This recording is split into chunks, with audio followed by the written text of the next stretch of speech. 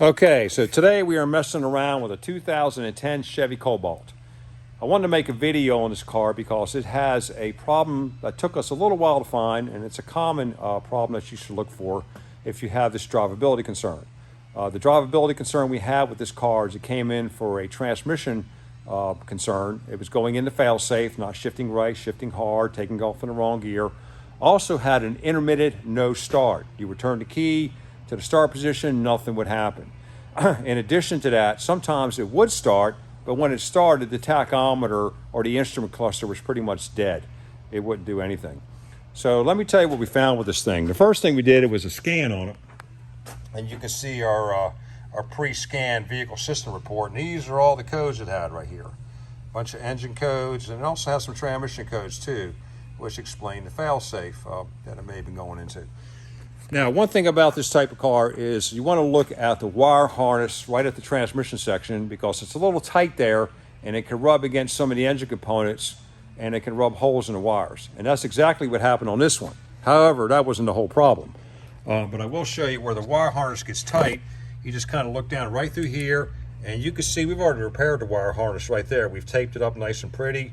We repaired all the broken wires, but this wire harness right here, that one right there, it's got the tape on it, was rubbing against this corner right here. It was real tight and it had rubbed the insulation off and actually had rubbed some holes in the wires and they were broken, shorted out.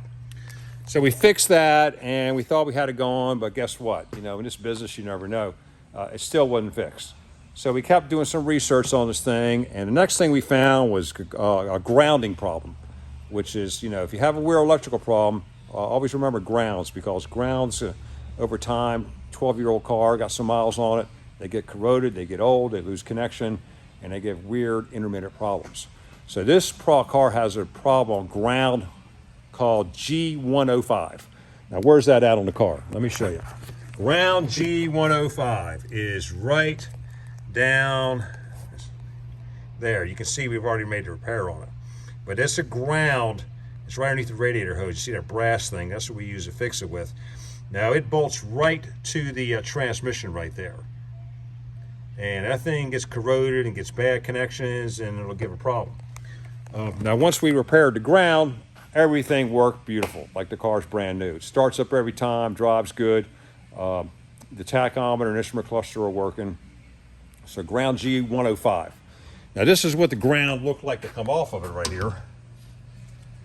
So basically what we did is we just took, and actually you can go to like a, you go to like a Home Depot or a Lowe's and we get these things right here, and these are offset terminal lugs. And they look kind of like this right here. And they work pretty good on automotive, you know, to fix big grounds. You just kind of clamp in the wires right there, and you have to drill your hole out a little bit right there to get it to go over the bolt. But you drill out your hole and use these things, and they work pretty good. So you can get these at any one of the, you know, like the stores for making renovations and repairs on your house. Next thing I want to show you is ground G105. This is it right here. It's number 7.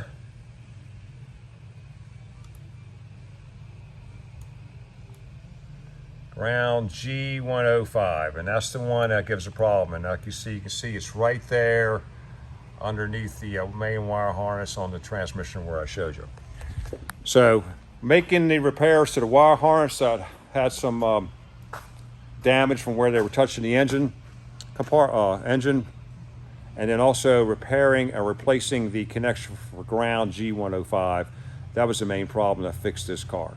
So thanks for watching, like, subscribe, and have a great day.